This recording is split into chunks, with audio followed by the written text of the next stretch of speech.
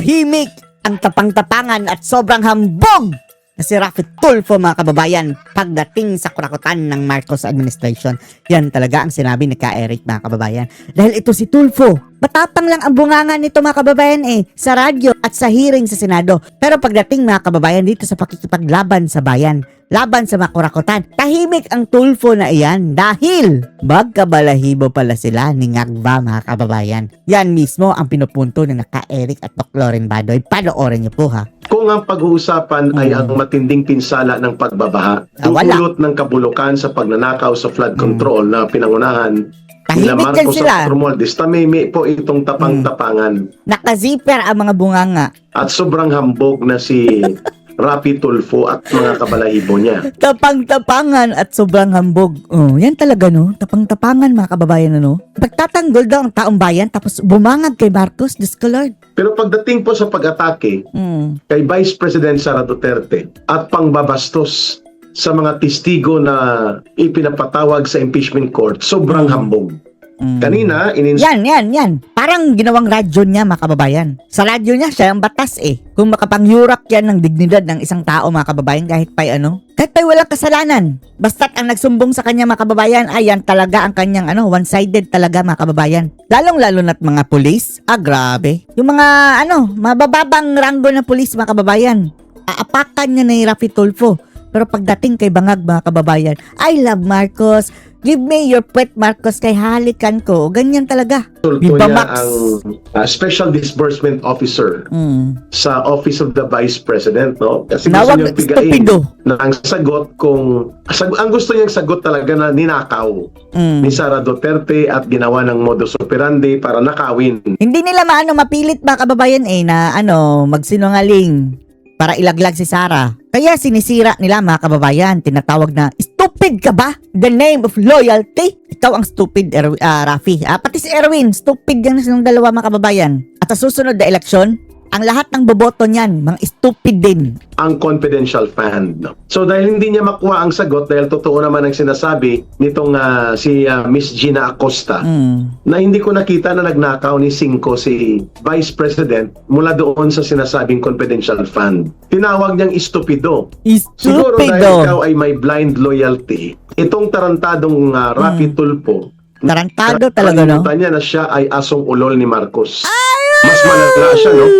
Yan nga ang dapat imbestigahan, mga kababayan. Pati ang asawa niyan, pati ang anak. Diyos ko Lord. Kung magiging presidente yan, mga kababayan, ha? Kung darating ang panahon magiging presidente yan, mas malala pa yan kay Marcos na nakawan. Promise. Diba si Marcos ngayon, buong pamilya niya, mga kababayan, si Sandro, tapos yung pinsan, yan, mas malala pa yan. Dahil yung kapatid niyang Bendalo, yung anak niya na... Ewan lang natin kung ano lang naging itsura. Humpy Dumpy Jump Jump on the Wall. Ano ba yun? Ang kanta na yun, mga kababayan. Yung asawa niya. Tapos yung AXIS pa niya. Kompleto Ricardos yan. Tingnan nyo. Itong sinasabi niya, Ma'am Lorena, blind loyalty. Ngayon pa nga lang, may issue na sa maleta at pa-delivery ng mga babae, mga kababayan, di ba? How much sure kung maging presidente yan? Binastos-bastos niya, ininsulto niya at nagtalak-talak siya ng kabastusan. Tinawag niyang istupido.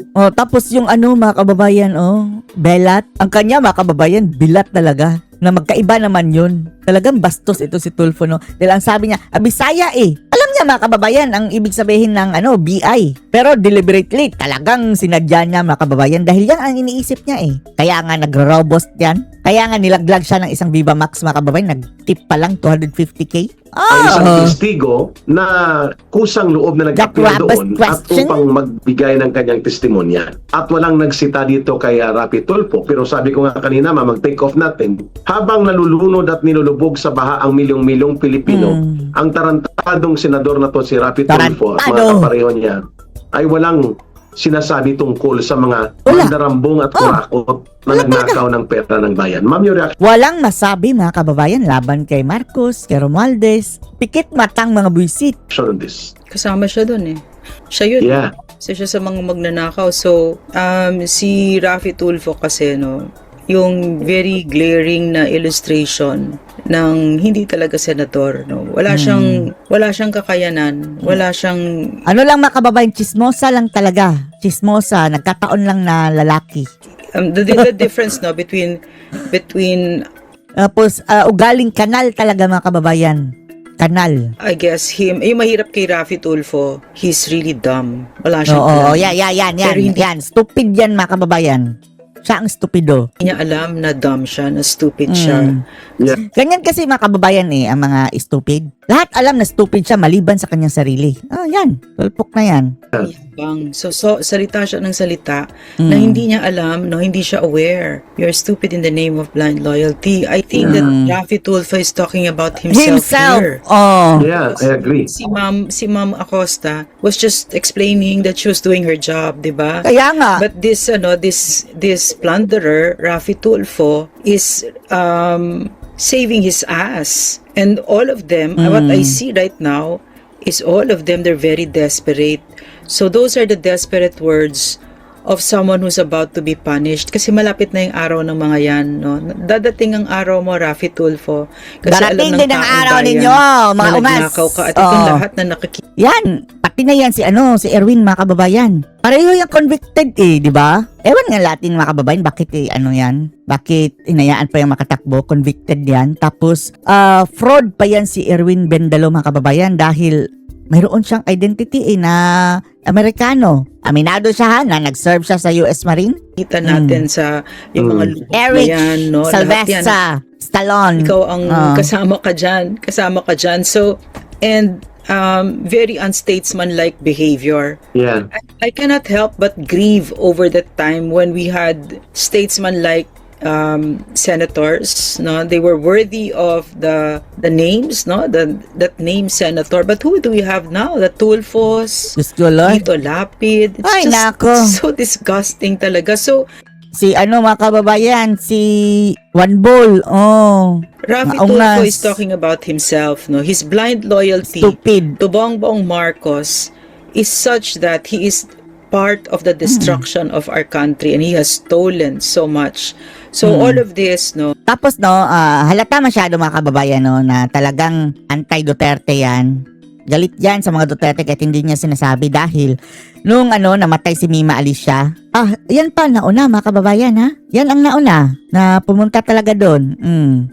it's not a Minura-mura surprise si that this Inday travesty Sara of nun an impeachment is really about hanging on to power because once Vice President becomes President, Talagang mananagot yang mga makakapanagot sa buang na yan. She's the only one who has the political will, the moral high ground, everything about her, no, is going to really lead to the hanging of all these plunderers. Diba? Of course, they have to do what they're doing now, but to zero in on what you're saying, what he said today, he's talking about himself and Stupid. the ignorance about what a democracy is. Na that it is about for the people, by the people, of the people. Sa isang demokrasya, ikaw walang hiya kang Raffy Tulfo. Walang hiya ka. Bigyan mo Wisit ng ka. respeto ang isang ordinaryong mamamayan kasi yan ang nagpapasweldo sa iyo. Correct. She is a public servant also, pero bibigyan mo ng respeto. Okay? Pero wala, it's like talking to these people are Nakasandal kasi sa bangag mga kababayan Parehong stupid din. hoodlums, no? They're cut from the same cloth. Bongbong Marcos. Bakit ba magkakakampi ang mga yan? Dahil they're all cut from the same cloth. Mga magnanakaw, Mga magna. walang kahihiyan, walang kapasidad mahiya, mga arogante, abusado, ubod ng magnanakaw, mga Diyos ko, Hambog di ba? pa. Hambog. It's one of the Tapos, mga kababayan, Diyos ko Lord. Pareho ng tripping, di ba? Issue sa babae. Ang sabi nga ni Doc Badoy, na hindi na nahiya daw mga kababayan sa edad nila. Tapos ang mga nalilink sa kanilang mga issue, parang mga apo na. Samantalang itong mga Tulfo, abot na daw sa tuhod ang mga kababayan, mga itlog, ang mga bayag. those disgusting people na Sige, yung Doc Badoy nambababae, nagsabi nga, ha? na mga batang babae Oo. na pwede At mo ipinapangalan Young girls ha?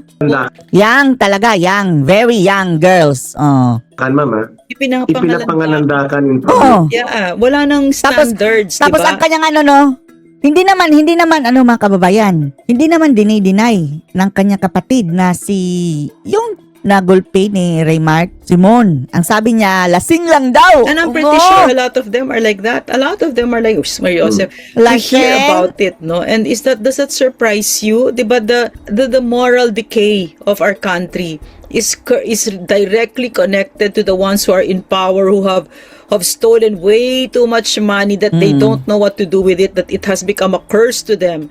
I'm pretty sure it has destroyed a lot of their relationships, it has destroyed their soul, it has destroyed the soul of this country, yung mga pagnanakaw ninyo. No? Correct. I agree.